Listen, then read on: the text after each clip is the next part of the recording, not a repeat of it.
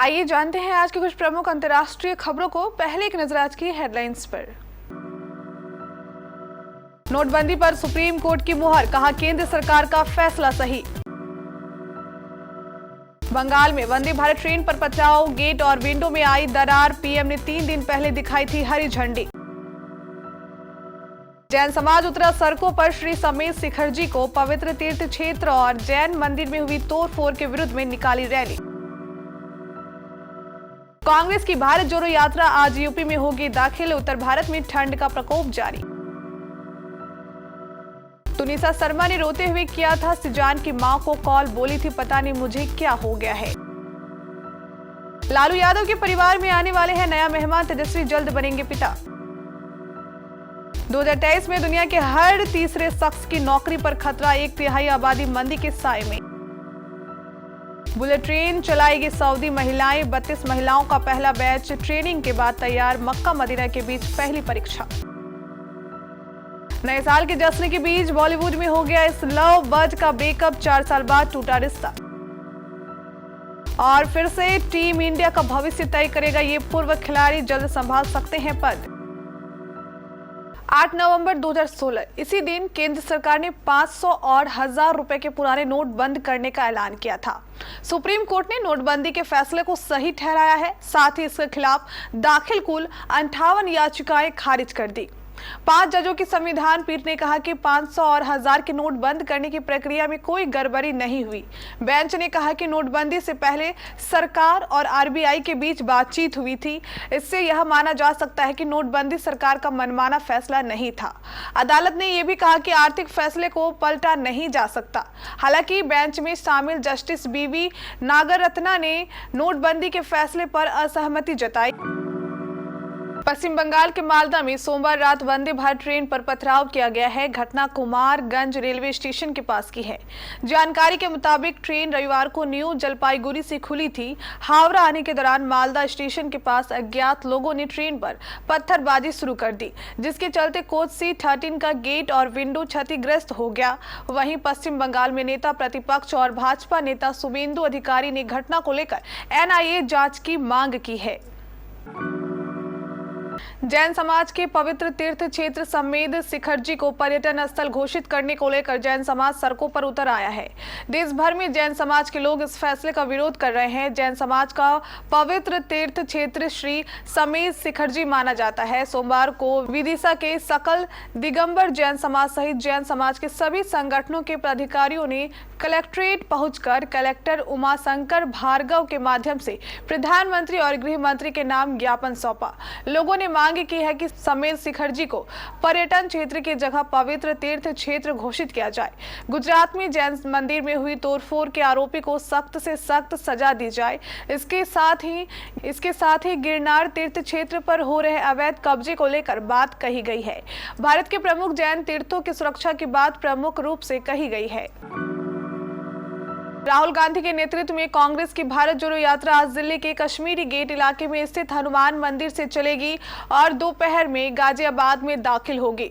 UP में 2 दिन की यात्रा में राहुल गांधी 3 लोकसभा व 6 विधानसभा को साधेंगे। वहीं उत्तर प्रदेश में ठंड का प्रकोप जारी है। पंजाब, हरियाणा, चंडीगढ़ और राष्ट्रीय राजधानी समेत उत्तर भारत के ज्यादातर क्षेत्रों में पारा लुढ़कने से ठंड बढ़ गई है।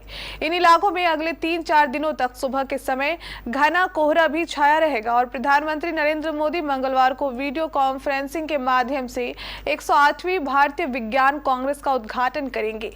कोविड महामारी के कारण 2 साल के अंतराल के बाद यहां इसका आयोजन किया जा रहा है। तुनिसा शर्मा के सुसाइड मामले में बड़े मोड़, सिजान खान के परिवार की प्रेस कॉन्फ्रेंसिंग के बाद आए हैं। सिजान की मां और बहनों ने सोमवार को तुनिसा की मां और मामा के बारे में कई खुलासे किए, जिनके बाद एक नया विवाद खड़ा हो गया है। इस बीच तुनिसा और सिजान की मां के बीच बातचीत की रिकॉर्डिंग वायरल हो गई है। इस रिकॉर्डिंग में एक्ट्रेस को काफी परेशान होकर बात करते सुना जा रहा है। सिजान खान की मां से बात करते हुए तुनिसा शर्मा कह रही है, आप मेरे लिए मायने रखते हो अम्मा, बहुत ज्यादा, आप जानते भी हो, इसलिए आपसे हर बात शेयर करने का मन करता है। इसलिए मेरे जहन में जो भी होगा मैं आपको बताऊंगी, लेकिन पता नहीं, मुझे खुद नहीं पता कि मुझे क्या हो रहा है। आरजेडी सुप्रीमो लालू प्रसाद यादव के परिवार में जल्द नया मेहमान आने वाला है। मीडिया रिपोर्ट्स की माने तो उप मुख्यमंत्री तेजस्वी यादव जल्द पापा और लालू प्रसाद दादा बनने वाले हैं। जानकारी के मुताबिक तेजस्वी की पत्नी राजश्री जल्द मां बनने वाली है। खबर है कि फरवरी के आखिरी सप्ताह या मार्च के पहले सप्ताह में राजश्री की डिलीवरी होगी।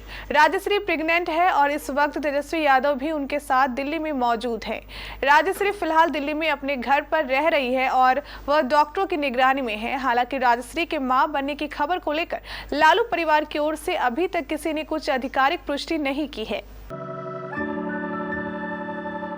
अंतर्राष्ट्रीय मुद्रा कोष यानी IMF की प्रमुख क्रिस्टालिना जॉर्जीवा ने चेतावनी दी है कि 2023 में वैश्विक अर्थव्यवस्था के लिए 1/3 हिस्से पर मंदी का अटैक हो सकता है।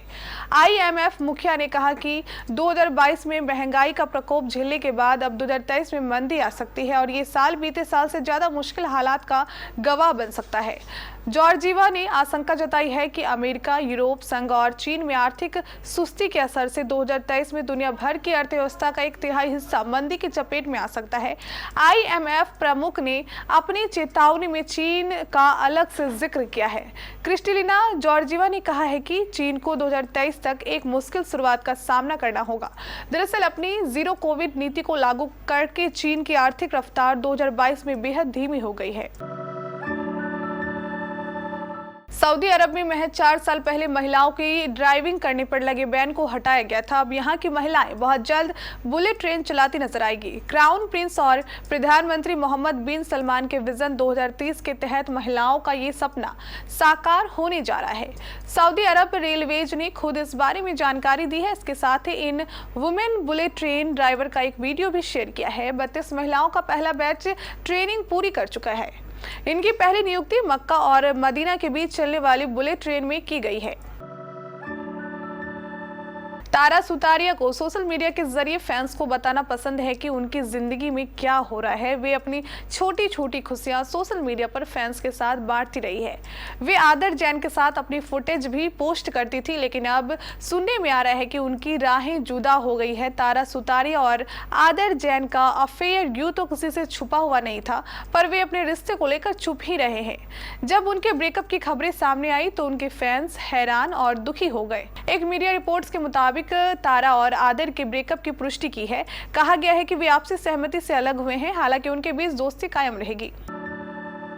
T20 वर्ल्ड कप में भारत के निराशाजनक अभियान के बाद BCCI ने भारत के पूर्व तेज गेंदबाज चेतन शर्मा के नेतृत्व वाले मौजूदा चयन पैनल से बाहर निकलने का संकेत दिया था, क्योंकि उन्होंने नई चयन समिति के लिए मौजूदा समिति के कार्यकाल से पहले ही आवेदन लेना शुरू कर दिया था।